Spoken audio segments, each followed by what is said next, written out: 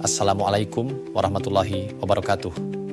Salam sejahtera untuk kita semua. Hari ini kita akan membahas satu pertanyaan penting dalam ekonomi makro. Mengapa setiap kali perang terjadi di suatu kawasan, harga minyak naik, inflasi melonjak, nilai tukar bergejolak, dan pasar saham terguncang? Apakah perang selalu menghancurkan ekonomi, ataukah ada negara yang justru diuntungkan? Dalam video ini kita akan membahasnya secara ilmiah, akademik, dan kritis menggunakan pendekatan teori ekonomi makro modern. Perang sebagai macroeconomic shock. Dalam teori ekonomi makro, perang dikategorikan sebagai shock eksternal besar karena dampaknya tidak hanya terbatas pada satu sektor, tetapi menyebar ke seluruh sistem ekonomi. Shock ini dapat muncul dalam beberapa bentuk utama yang saling berkaitan. Pertama, supply shock. Supply shock terjadi ketika perang mengganggu produksi dan distribusi barang. Konflik dapat menghambat pasokan energi, bahan baku, dan jalur logistik sehingga jumlah barang yang tersedia di pasar menurun. Akibatnya, biaya produksi meningkat dan harga barang cenderung naik. Kedua, demand shock. Perang juga dapat menurunkan permintaan agregat dalam perekonomian. Ketidakpastian membuat rumah tangga menunda konsumsi dan perusahaan menahan investasi. Ketika konsumsi dan investasi melemah secara bersamaan, aktivitas ekonomi melambat. Ketiga, financial shock. Konflik geopolitik biasanya memicu ketidakstabilan di pasar keuangan. Investor menjadi lebih berhati-hati dan cenderung memindahkan dana ke aset yang dianggap lebih aman. Akibatnya, volatilitas pasar meningkat, nilai tukar berfluktuasi, dan biaya pembiayaan bagi negara maupun perusahaan menjadi lebih mahal. Keempat, expectation shock. Perang juga memengaruhi ekspektasi pelaku ekonomi terhadap masa depan. Jika masyarakat dan pelaku usaha memperkirakan kondisi ekonomi akan memburuk, mereka akan mengurangi konsumsi, investasi, dan ekspansi usaha. Perubahan ekspektasi ini dapat memperkuat dampak negatif terhadap pertumbuhan ekonomi. Perang modern biasanya menghasilkan kombinasi keempat jenis shock tersebut secara bersamaan. Hal ini menciptakan ketidakpastian ekonomi, ketidakstabilan pasokan, serta kenaikan biaya produksi yang pada akhirnya berpotensi mengganggu stabilitas ekonomi secara keseluruhan. Dampak terhadap inflasi, mekanisme supply shock. Perang, terutama di kawasan energi strategis seperti Timur Tengah, sering memicu kenaikan harga minyak dan gas dunia. Energi merupakan input fundamental dalam hampir seluruh aktivitas ekonomi, sehingga kenaikan harga energi menciptakan tekanan inflasi dari sisi biaya produksi yang dikenal sebagai cost push inflation. Ketika harga energi meningkat, beberapa mekanisme berikut terjadi dalam perekonomian. Pertama, biaya transportasi meningkat. Kenaikan harga bahan bakar secara langsung meningkatkan biaya transportasi darat, laut, dan udara. Karena hampir semua barang harus melalui proses distribusi dari produsen ke pasar, kenaikan biaya transportasi membuat biaya logistik meningkat. Akibatnya harga barang di tingkat konsumen cenderung naik untuk menutup biaya distribusi yang lebih tinggi. Kedua, biaya produksi industri naik. Energi merupakan salah satu faktor produksi utama dalam kegiatan industri. Kenaikan harga minyak, gas, atau listrik membuat biaya operasional pabrik meningkat, terutama pada sektor yang sangat bergantung pada energi seperti manufaktur, baja, kimia, dan semen. Untuk menjaga keberlanjutan usaha, perusahaan biasanya menyesuaikan harga jual produknya. Ketiga, harga pangan terdorong naik. Produksi pangan modern sangat bergantung pada energi, mulai dari penggunaan mesin pertanian, produksi pupuk, hingga distribusi hasil panen.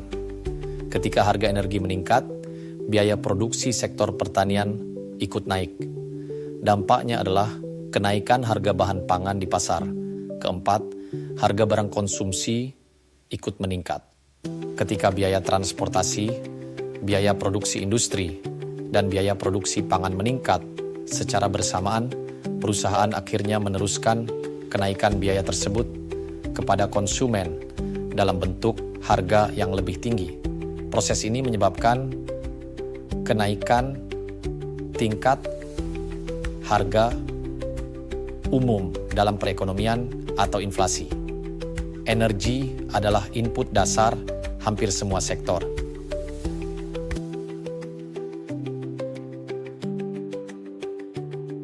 Dampak terhadap pertumbuhan ekonomi, GDP. Sekarang kita masuk pada sisi pertumbuhan ekonomi. Dalam kerangka ekonomi makro Keynesian, tingkat output suatu negara dapat dijelaskan melalui persamaan permintaan agregat berikut. GDP sama dengan C ditambah I ditambah G ditambah X dikurangi M. GDP sama dengan konsumsi rumah tangga ditambah investasi ditambah pengeluaran pemerintah ditambah ekspor dikurangi impor. Persamaan ini menunjukkan bahwa pertumbuhan ekonomi ditentukan oleh konsumsi rumah tangga, investasi, pengeluaran pemerintah, serta selisih antara ekspor dan impor. Ketika terjadi konflik geopolitik atau perang, hampir semua komponen ini dapat terdampak secara simultan. Pertama, konsumsi. C. Ketidakpastian ekonomi yang meningkat membuat rumah tangga menjadi lebih berhati-hati dalam mengeluarkan pengeluaran. Dalam situasi geopolitik yang tidak stabil, masyarakat cenderung meningkatkan tabungan sebagai langkah antisipasi terhadap kemungkinan krisis ekonomi, kenaikan harga, atau penurunan pendapatan. Akibatnya, permintaan terhadap barang konsumsi, terutama barang tahan lama seperti kendaraan, elektronik, dan properti, cenderung menurun. Kedua, investasi. I. Dalam teori ekonomi modern, terdapat konsep real options theory yang menjelaskan bahwa ketika ketidakpastian meningkat, perusahaan lebih memilih menunda keputusan investasi. Perusahaan akan menunggu hingga kondisi ekonomi lebih jelas sebelum melakukan ekspansi, pembangunan pabrik baru, atau investasi teknologi. Penundaan investasi ini menyebabkan akumulasi modal melambat dan pada akhirnya menekan pertumbuhan ekonomi. Ketiga, ekspor dan impor XM. Perang sering mengganggu jalur perdagangan internasional, baik melalui sanksi ekonomi, blokade wilayah, maupun meningkatnya biaya logistik dan asuransi pengiriman. Gangguan ini dapat menyebabkan ekspor suatu negara menurun karena pasar menjadi tidak stabil, sementara impor menjadi lebih mahal akibat kenaikan biaya transportasi dan fluktuasi nilai tukar. Ketidakseimbangan ini dapat memperburuk neraca perdagangan. Secara keseluruhan, ketika konsumsi melemah, investasi tertunda, dan perdagangan internasional terganggu, maka permintaan agregat dalam perekonomian akan menurun. Dampaknya adalah perlambatan pertumbuhan ekonomi. Jika konflik berlangsung dalam jangka panjang, tekanan tersebut dapat berkembang menjadi kontraksi ekonomi yang lebih dalam dan meningkatkan risiko terjadinya resesi. Dampak terhadap nilai tukar dan neraca pembayaran. Negara yang bergantung pada impor energi biasanya menghadapi tekanan ekonomi yang cukup besar ketika terjadi konflik yang menyebabkan kenaikan harga minyak dunia. Hal ini terjadi karena energi merupakan komponen penting dalam perdagangan internasional dan sangat memengaruhi struktur biaya dalam perekonomian. Ketika harga minyak meningkat, beberapa mekanisme ekonomi terjadi secara berurutan. Pertama, nilai impor meningkat. Kenaikan harga minyak menyebabkan nilai impor energi suatu negara ikut meningkat. Negara harus mengeluarkan lebih banyak devisa untuk membeli jumlah energi yang sama seperti sebelumnya. Kedua, defisit transaksi berjalan melebar. Karena pengeluaran impor meningkat lebih cepat dibandingkan penerimaan ekspor, neraca transaksi berjalan menjadi semakin defisit. Hal ini menunjukkan bahwa arus devisa keluar lebih besar dibandingkan arus devisa masuk. Ketiga, permintaan dolar meningkat. Untuk membayar impor energi, negara membutuhkan mata uang internasional, terutama dolar Amerika. Peningkatan kebutuhan dolar di pasar valuta asing menyebabkan permintaan terhadap dolar meningkat. Keempat, mata uang domestik melemah. Ketika permintaan dolar meningkat sementara pasokannya terbatas, nilai tukar mata uang domestik terhadap dolar cenderung melemah atau terdepresiasi. Depresiasi mata uang kemudian memicu fenomena yang dikenal sebagai imported inflation. Barang impor menjadi lebih mahal ketika dihitung dalam mata uang domestik, sehingga harga berbagai barang dan bahan baku dari luar negeri ikut meningkat. Kondisi ini memperburuk tekanan inflasi domestik. Sebaliknya, negara yang merupakan eksportir energi dapat mengalami kondisi yang berbeda. Pendapatan ekspor mereka meningkat sehingga neraca perdagangan dan transaksi berjalan dapat mengalami surplus. Dampak terhadap pasar keuangan. Ketika terjadi konflik atau perang, pasar keuangan global biasanya memasuki kondisi yang disebut fase risk off. Dalam situasi ini, para investor menjadi lebih berhati-hati karena meningkatnya ketidakpastian ekonomi dan geopolitik. Mereka cenderung mengurangi investasi pada aset yang berisiko dan memindahkan dana ke aset yang dianggap lebih aman. Pertama, investor menjual saham. Dalam kondisi ketidakpastian tinggi, investor biasanya mengurangi kepemilikan saham karena khawatir terhadap penurunan kinerja perusahaan dan perlambatan ekonomi. Penjualan saham secara besar-besaran dapat menyebabkan harga saham di pasar turun. Kedua, investor membeli emas. Emas sering dianggap sebagai aset yang relatif aman ketika terjadi gejolak ekonomi dan politik. Oleh karena itu, permintaan terhadap emas biasanya meningkat ketika perang atau konflik besar terjadi. Ketiga, investor mencari aset safe haven. Selain emas, investor juga cenderung memindahkan dana ke aset yang dianggap stabil, seperti obligasi pemerintah negara maju atau mata uang kuat. Tujuannya adalah untuk melindungi nilai investasi dari risiko kerugian. Dalam kondisi tersebut, volatilitas pasar keuangan biasanya meningkat karena harga aset berubah dengan cepat. Selain itu, spread obligasi juga cenderung melebar, yang berarti selisih imbal hasil antara obligasi yang lebih berisiko dan obligasi yang lebih aman semakin besar. Akibatnya, biaya utang bagi banyak negara, terutama negara berkembang, menjadi lebih tinggi karena investor meminta imbal hasil yang lebih besar sebagai kompensasi atas risiko yang meningkat. Dalam teori keuangan makro, kondisi ini dikenal sebagai peningkatan global risk premium, yaitu kenaikan tambahan imbal hasil yang diminta investor akibat meningkatnya ketidakpastian dan risiko global.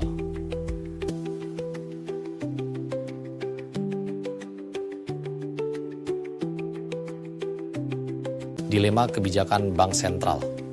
Dalam situasi perang atau konflik global, bank sentral sering menghadapi dilema kebijakan yang cukup kompleks. Hal ini terjadi karena tekanan inflasi dan perlambatan ekonomi dapat muncul secara bersamaan, sehingga kebijakan moneter harus menyeimbangkan dua tujuan yang sering kali saling bertentangan. Pertama, jika suku bunga dinaikkan. Kenaikan suku bunga dapat membantu menekan inflasi karena biaya pinjaman menjadi lebih mahal sehingga konsumsi dan investasi menurun.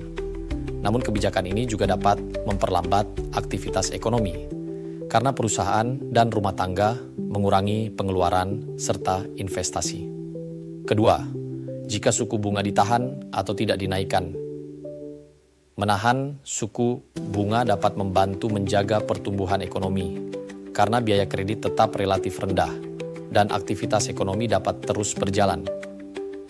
Namun kebijakan ini berisiko membuat tekanan inflasi semakin tinggi, terutama jika kenaikan harga disebabkan oleh gangguan pasokan seperti energi dan pangan. Kondisi ini menciptakan apa yang dikenal sebagai policy trade-off dalam situasi stagflasi, yaitu ketika inflasi meningkat sementara pertumbuhan ekonomi melemah. Dalam keadaan seperti ini, bank sentral harus memilih kebijakan yang paling mampu menjaga stabilitas ekonomi secara keseluruhan, meskipun tidak ada pilihan kebijakan yang sepenuhnya ideal. Apakah perang selalu menghancurkan ekonomi? Secara historis, perang tidak selalu memberikan dampak yang sama bagi setiap negara. Dalam beberapa kasus, konflik justru dapat meningkatkan aktivitas ekonomi tertentu, terutama pada negara yang memiliki kapasitas industri dan teknologi yang kuat. Pertama, lonjakan produksi industri pertahanan.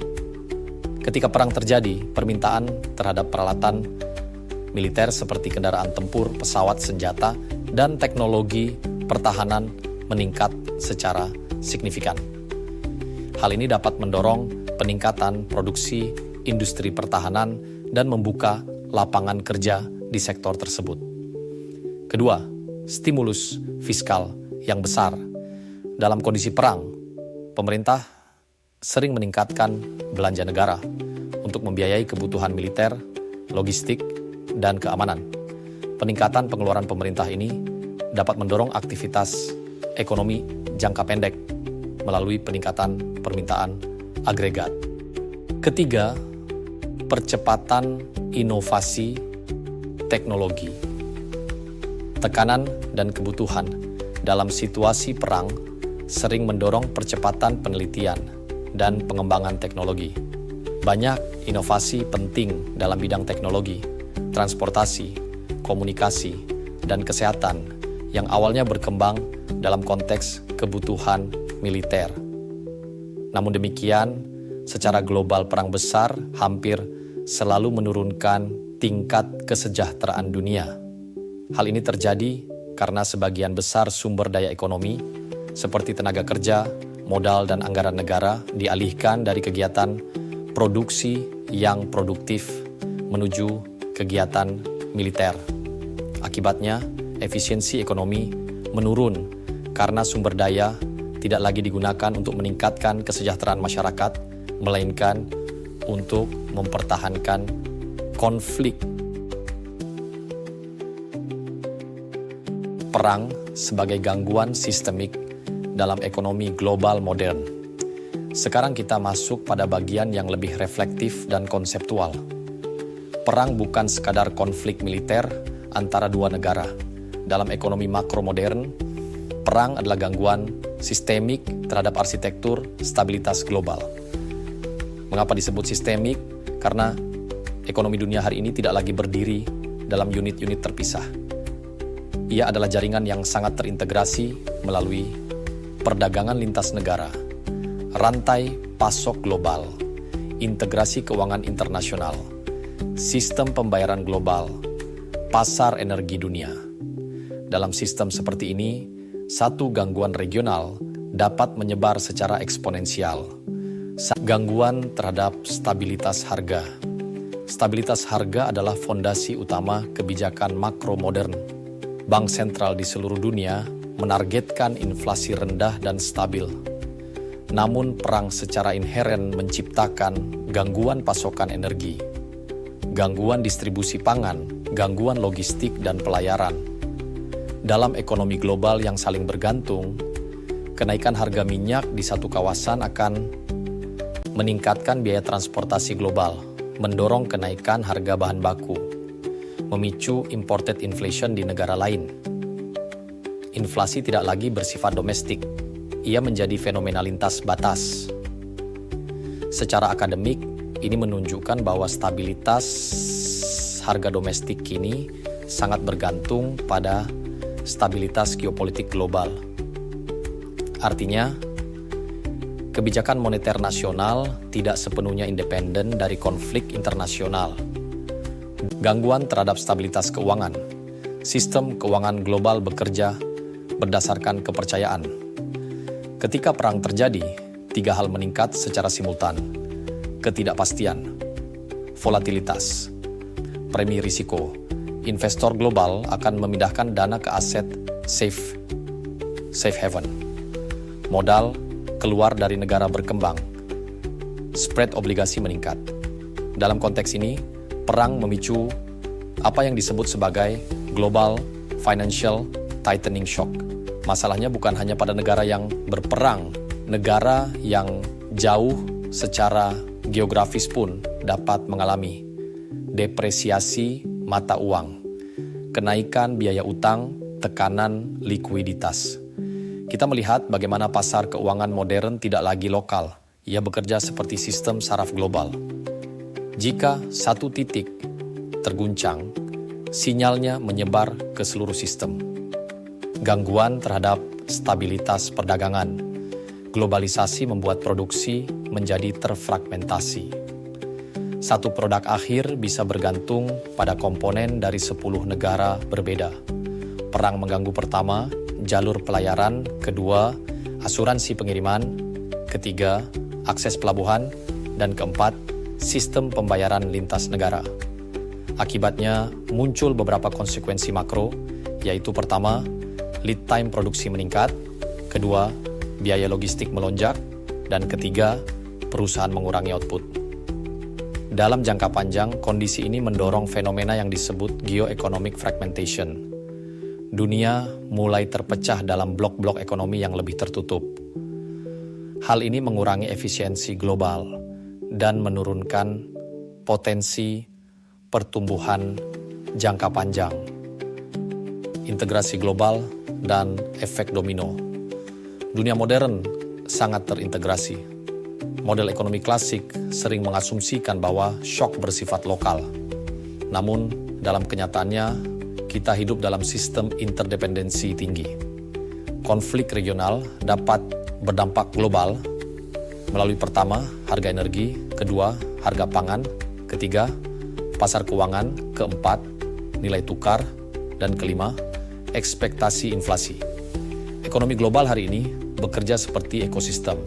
Ketika satu komponen rusak, keseimbangan keseluruhan terganggu. Hal ini menunjukkan bahwa stabilitas ekonomi makro bukan hanya masalah kebijakan domestik. Ia merupakan produk dari stabilitas politik global. Dimensi ekspektasi dan psikologi ekonomi.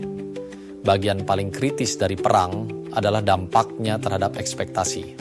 Dalam teori ekonomi modern, ekspektasi sangat menentukan perilaku ekonomi.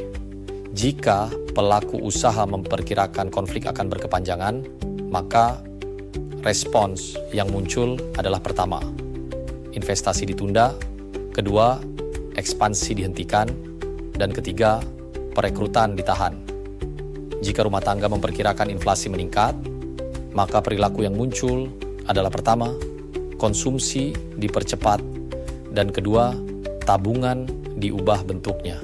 Ekspektasi dapat memperkuat shock awal. Inilah yang membuat perang menjadi fenomena makro yang sangat berbahaya. Ia tidak hanya merusak secara fisik, ia merusak secara psikologis dan struktural. Keterbatasan kebijakan ekonomi dalam situasi perang. Dalam kondisi normal, pemerintah dan bank sentral memiliki instrumen stabilisasi. Namun dalam situasi perang global, keterbatasan muncul karena pertama, suku bunga tidak dapat menurunkan harga minyak. Kedua, subsidi fiskal memperbesar defisit. Dan ketiga, intervensi nilai tukar hanya bersifat sementara. Perang menciptakan shock yang berada di luar kontrol kebijakan domestik. Hal ini menunjukkan batas kemampuan kebijakan ekonomi nasional dalam dunia global yang saling terintegrasi. Sintesis kritis, jika dirangkum secara ilmiah, perang merupakan gangguan sistemik karena ia pertama, mengganggu stabilitas harga melalui supply shock energi dan pangan. Kedua, mengganggu stabilitas keuangan melalui peningkatan premi risiko global. Ketiga, mengganggu stabilitas perdagangan melalui disrupsi rantai pasok. Keempat, mengubah ekspektasi pelaku ekonomi secara drastis. Dan kelima, membatasi efektivitas kebijakan makro domestik. Dengan demikian, perang bukan sekadar peristiwa militer. Ia merupakan peristiwa ekonomi global. Kesimpulan reflektif, geopolitik dan ekonomi makro tidak dapat dipisahkan. Dalam dunia yang terintegrasi, stabilitas ekonomi merupakan cerminan stabilitas politik. Inflasi yang kita rasakan di pasar, depresiasi nilai tukar yang kita lihat di layar, volatilitas saham yang kita amati. Semua itu seringkali berakar pada dinamika geopolitik yang jauh dari batas negara kita. Inilah pelajaran penting bagi pembuat kebijakan dan masyarakat. Stabilitas ekonomi global membutuhkan stabilitas politik global. Tanpa itu, shock akan terus berulang. Sebagai penutup, kita perlu menyadari bahwa ekonomi makro tidak pernah berdiri di ruang hampa. Angka inflasi bukan sekadar statistik, nilai tukar bukan sekadar grafik, pertumbuhan ekonomi bukan sekadar persentase tahunan. Di balik semua itu, terdapat dinamika politik global yang membentuk arah perekonomian dunia. Perang menunjukkan kepada kita bahwa stabilitas ekonomi tidak hanya ditentukan oleh kebijakan fiskal dan moneter, tetapi juga oleh stabilitas geopolitik internasional. Dalam dunia yang semakin terintegrasi, satu konflik regional dapat menjadi shock global.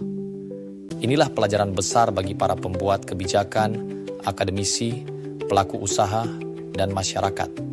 Ekonomi dan geopolitik adalah dua sisi dari mata uang yang sama.